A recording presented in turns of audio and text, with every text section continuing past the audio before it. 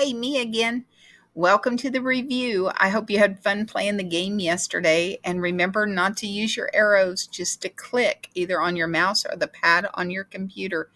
Don't hit enter or the down keys, the arrow keys, because then it ruins the game. But I hope you had fun and you have one after you get done listening to me again.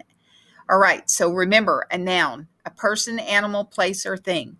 Listen to them in the sentence again. Ethan went to the zoo and saw the elephants. Ethan, person, zoo, place, elephants, an animal. My friends went to see the new movie. Friends, people. Movie is a thing that you can go to or even a place that you can go to. All right, proper nouns, we didn't talk about these yesterday, is a very specific noun.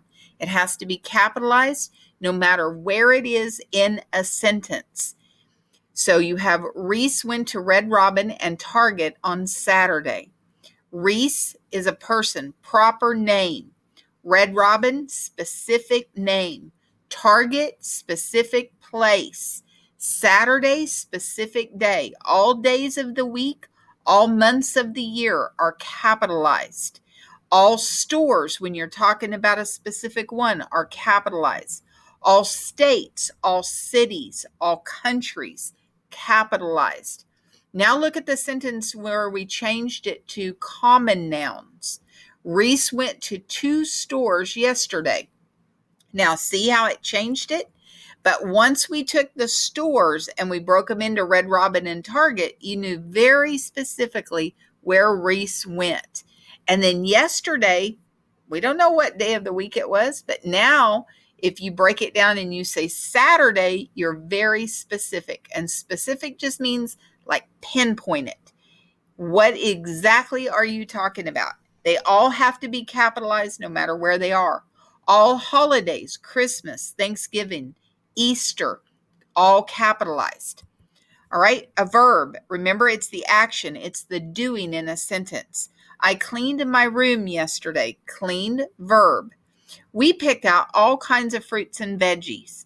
Picked means that you reached and you chose one. You can see the verb happening. Some of you go like this. Oh, I think the verb is room. Show me how you room.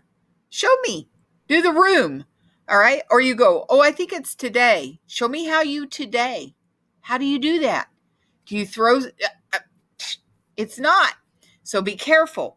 The verb is the word that ends in ed and ing in the sentences. It's the action. What's the subject doing? All right, adjective. Remember, it is what makes your sentence interesting. It gives it color. It gives it smell. It gives it size. It gives it shape. Without the adjective, sentences are mighty boring. Chewy ate the delicious watermelon. Watermelon being the noun, delicious is describing the watermelon. The loud doorbell rang and scared the little baby. Loud, that's describing how the doorbell is ringing. How are you hearing it? Little is the size of the baby. Compound word, remember, take 2 words, 2 complete words that have their own meaning, put them together, and you get a compound word that has a new meaning. Sand plus box, sandbox. Sun plus tan, suntan. Tooth plus brush, toothbrush. Contraction. Here you take 2 words and you squeeze them together and pop out some letters. And wherever those letters pop out, you put an apostrophe. They are, there. Will not, won't. Now that's a funky one. Could not, couldn't. All right, so 2 words, bring them together, and they pop out a couple of letters, maybe just 1 or 2 or 3, and wherever they pop those letters out, you put that apostrophe. A pronoun is a word that takes the place of a noun in a sentence. He, she, me, you, it, them, my, them, us, we, I, you, your, him, her. Those are your pronouns. Those are your major pronouns. And remember that they are a noun in disguise because we don't know who she is. We don't know who them are. We don't know who we are. All right. Until you specifically say names or so people really know what you're talking about. So pronouns are those words that take the place of a noun in a sentence. Homophone, remember they sound the same, different spellings and meanings. New, new, night, night, pair, pair, plane, plane. Now watch. I got a new pair of shoes. I knew, oops, sorry, that was my alarm. I knew that you were a smart kid. It was night and the bats were flying in the sky.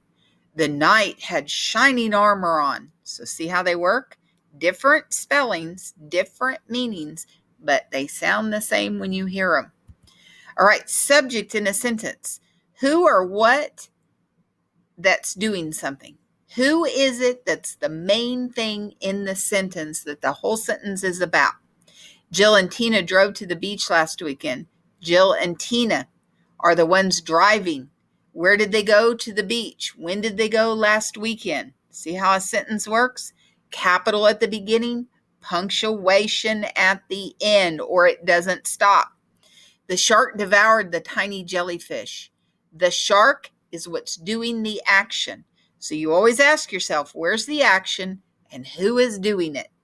The subject is usually always at the beginning of your sentence, and the verb and the rest of it is at the end. That leads us into what is a predicate. And a predicate is what is the subject doing, when, where, how, why, or what is it doing? Jill and Tina drove to the beach last weekend. Drove being your verb. Where are they driving to the beach? When did they drive last weekend? The shark devoured the tiny jellyfish. Okay, the shark is the subject. What is it doing? Devouring, eating it. What did it eat? What? The tiny jellyfish. All right, so play the game, take the test, and I hope you have a great day. Bye.